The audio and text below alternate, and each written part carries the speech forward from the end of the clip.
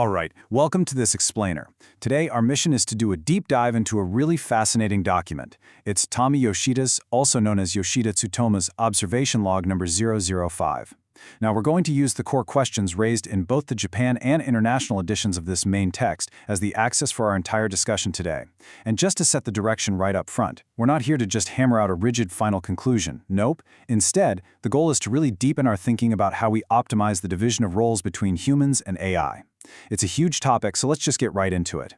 Right off the bat, the source establishes this very specific, almost documentary-style tone. It says, here, unfinished thoughts, pending questions, and slightly unnatural language are left as they are. So, we're explicitly not here to just evaluate AI performance. We're observing a transition.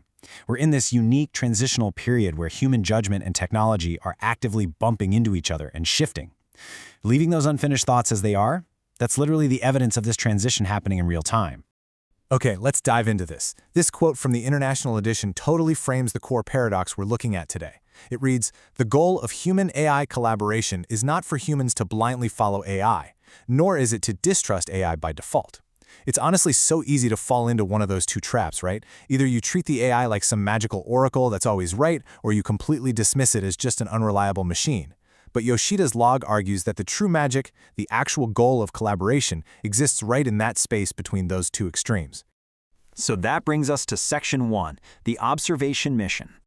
To really grasp how Yoshida arrived at all this, we've got to look at the background. This observation mission, it wasn't just some quick weekend experiment. It is the result of 4 years of continuous, ongoing dialogue with ChatGPT. 4 years of watching the system evolve, pushing its limits, and honestly, most importantly, observing how a human interacts with it.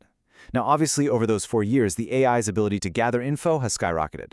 But the biggest realization documented in log 005 actually wasn't about the machine's processing power at all. The true lesson is about the relationship. It's about shifting our focus away from just upgrading the tool and actually looking at how human-AI symbiosis works in everyday practice. Moving on to Section 2, the laptop battery incident. To really ground this relationship in the real world, Yoshida shares a super relatable story. Honestly, I think we've all been here in one way or another. It involves a refurbished Dell Latitude 5310 laptop. Yoshida needed to replace the battery, and, naturally, asked ChatGPT how to do it. The AI shoots back this very logical instruction. Open the laptop and check the battery model. Simple enough, right? So the human grabs a screwdriver and starts physically removing the screws. But then, you hit the friction of the real world. Step 3. The bottom cover of this specific Latitude model is incredibly tight. It just will not budge. So you have this stark contrast, the perfectly frictionless digital instruction from the AI hitting a brick wall against stubborn physical reality. Which perfectly sets up Section 3, the signal of unease. Now, what's really interesting about this moment is what happens next. When that cover wouldn't budge, Yoshida stopped. He felt this sense of unease. But, and this is crucial, that unease wasn't a sign to just throw in the towel, and it didn't mean the AI was useless. It was actually a navigational tool. It was a clear signal that this approach needed to be challenged. So instead of wrestling with the plastic cover, he stops and asks the AI this exact question.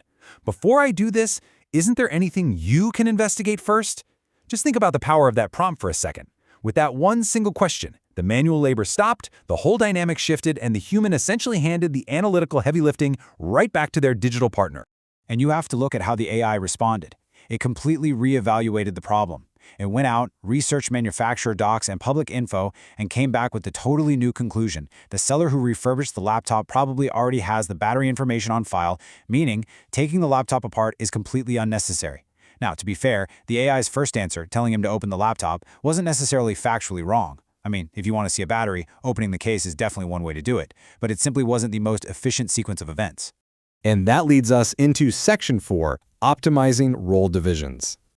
I want you to think about your own digital workflow for a second here. How often are you doing the heavy lifting that the AI could literally be doing first? Log 005 brilliantly illustrates the ideal division of labor by pulling from both the Japan and international editions. The AI is built to research, gather info, compare, analyze, organize options, and build hypotheses. That is its domain. That's its superpower. The human's optimized role, that involves interacting with the physical world. Things like actually inspecting the hardware or calling up a supplier. And crucially, it's making the final decision and taking responsibility for the outcome. AI cannot take responsibility. Only we can do that. When we map this all out practically, the sequence is absolutely vital. Phases 1 and 2, those belong entirely to the AI. The AI has to exhaust all of its digital research capabilities first and then organize those options for you. Only when the AI has hit the absolute limit of what it can do digitally do we move to phase 3, where the human steps in to perform the physical tasks and take on the responsibility. The big mistake with the laptop battery was jumping straight to phase 3 before phase 1 was fully exhausted. All right, Section 5, a collaborative thinking partner. This brings us to the deeper philosophical takeaway of Log 005. We really have to move beyond treating generative AI as just a simple answer machine, like an oversized search engine, and completely redefine what collaboration looks like. Human-AI collaboration is an ongoing dialogue. It goes like this. The AI hypothesizes, the human feels that real-world friction or unease and actually expresses it, and then the AI reevaluates to reach a better solution. So the crucial point is that it's a dynamic questioning process. The best collaborations out there don't happen when one side is always right. They happen when both sides keep pushing each other for better questions. Synthesizing Yoshida's logs, a really clear picture starts to emerge. Today, knowing when to question the AI might actually be a more important skill than just knowing how to write a good prompt. The rule of thumb: do not blindly swallow its answers, but equally, do not reject it out of default distrust. Questioning the AI absolutely doesn't mean it's an unreliable tool. It just means that active dialogue produces vastly better solutions that either the human or the AI could ever achieve working in isolation. As we wrap up the main themes of log hash 005, we really have to remember the unique era we're living in. AI is undoubtedly going to continue to evolve and get smarter, that's a given. But what we are observing here is how the relationship evolves. Because no matter how advanced the tech gets, that distinctly human capacity to feel unease, to hit pause, and to question the machine's logic, that is a trait we absolutely cannot afford to lose. It's the very foundation of this entire new partnership. Which leaves us with one incredibly powerful question. Why did you think that? This is your ultimate tool against blindly accepting an AI's first output. I actually challenge you to take this exact prompt and use it in your next AI collaboration today. When the AI gives you an answer, don't just immediately act on it. Ask it, why did you think that? And just watch how it forces a deeper, much more rigorous dialogue. It's a real game changer. Until next time, keep questioning and keep learning.